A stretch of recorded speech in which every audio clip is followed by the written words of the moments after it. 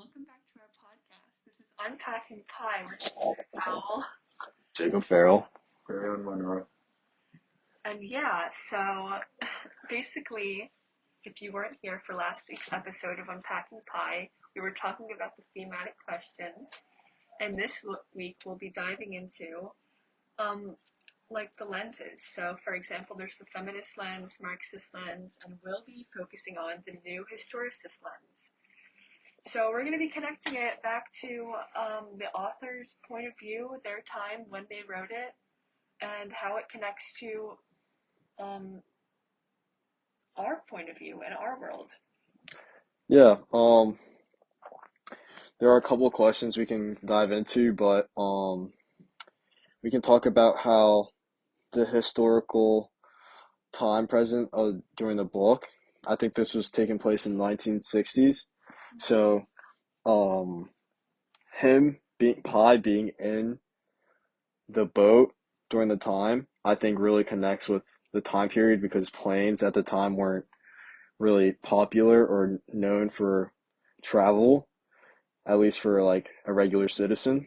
So basically, before we get into that, Yeah, that's fine. our Our just to historical talk question. about Yeah. what's going on in the story. The main character, Pi, is on a big ship with a bunch of zoo animals. They're moving from India to Canada, and his whole family's on the ship. It starts to sink out of nowhere. They don't know the source, and he's thrown off onto a lifeboat, and he discovers that there's four other animals with him on this lifeboat, and yeah, and then Jacob will continue about the Yeah, my perspective of the question. I feel like what you said was a pretty good description of what is currently happening, but I just wanted to point out that like him being on the ship currently and not being on a plane makes a lot of sense during that time period, and the culture of travel there was mainly boat, really, and and also like the people being on the boat and being like nonchalant about it and not freaking out because a lot of people aren't really like good with traveling on boat. It like shows that just their their culture seems to be like very calm about traveling that way. And yeah, and then you want to say something, Ariane? I believe that back then people really saw travel as not such a big thing to do. Well, mainly, a lot of people did money travel because it cost a lot. Because either you traveled by car, and that was really it for by boat. And when you traveled by boat, it was very like a fascinating sight to see like the ocean, all the animals and stuff like that. I believe that makes sense. yeah. So another topic is like the whole thing about zoos, and this is more like pertaining to the beginning of the book, but a source I found from the New York Times was talking about like the history of zoos and how they came to be, and like how it used to be basically animals behind metal bars, so it looked like a prison. And it was just talking about the different perspectives of zoos, like how they can be informational but also like harmful. And I feel like this book mentions that a lot for how old this author is, because he was born in the 1960s, and the main character is talking a lot about how like zoos are progressive and they really help people. And I just think like for that time period it's very progressive, because back then I don't think they really cared about the moral treatments of animals, and they just wanted to like see the pretty tigers and stuff. And a lot of zoos were like based on people who, like rich people who would get animals because they were cute and then like save them, and then like the zoos would have to later rescue them. And the beginning of the book talks about that for like a huge portion of it, so we can relate that back to that time period, like how much zoos have changed and progressed.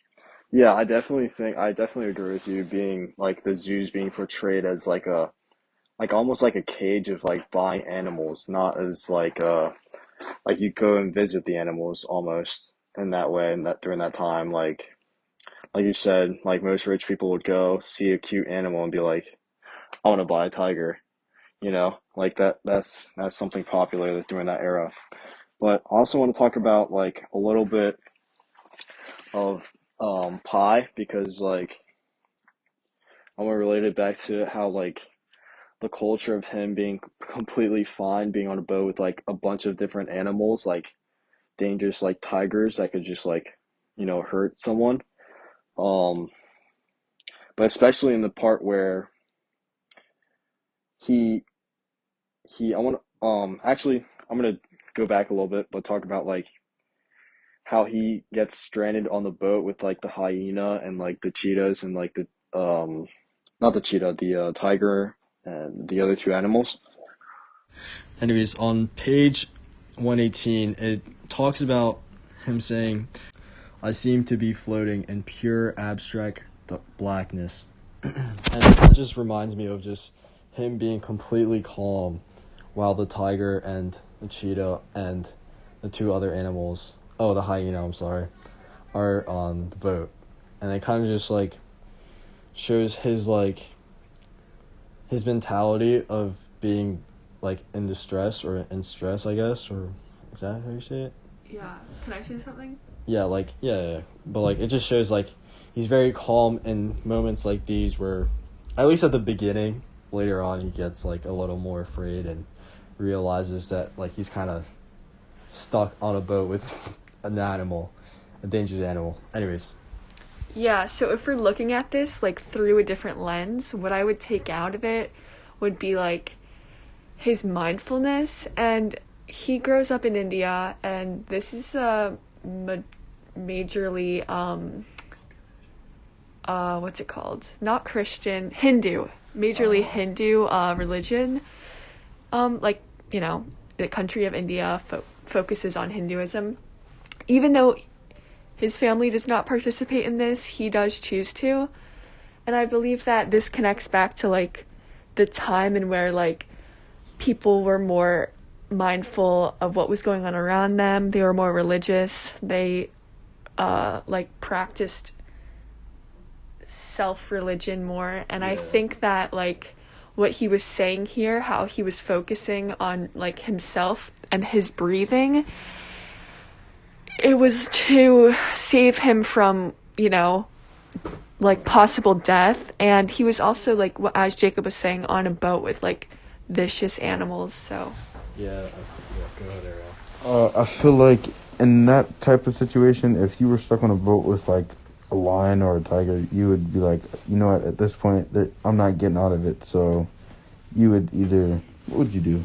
I don't know, like, I would probably jump off the boat and die. yeah, you'd like leave your, like jump off the boat and die. But like he, like as Claire and Jacob said, like he had the mindset of like he could get out of this like calm and like well, so he's stuck here, I guess. Yeah, I think partially, like not partially, most mainly because of the Hinduism of practice that he does with it, kind of played a big part of him and his mentality under like distress like that or situations like those. But yeah, do you have anything else to say? I guess just like talking about how like planes weren't very popular at the time, like connecting back to that, like when we're focusing on this lens, we think of it so differently. Like, why would you be on a plane? Why would you be on a boat, like transporting tons of animals on a boat all the way from India to Canada? Like, that seems unsafe and unrealistic and expensive. But back in the 60s, I guess that was normal for them. That's how exporting stuff is done too. You export a lot of things overseas, so it can't be tracked on like certain soils, so you can't get caught and taken to jail. Yeah, and it's not like they were like had the money or afford to fly over there themselves anyways. So, Yeah, so that's the end of our podcast for today. Come back to next week for our new themes that we discover. Yeah, I think we'll be talking about the next part of the book and our thoughts on it.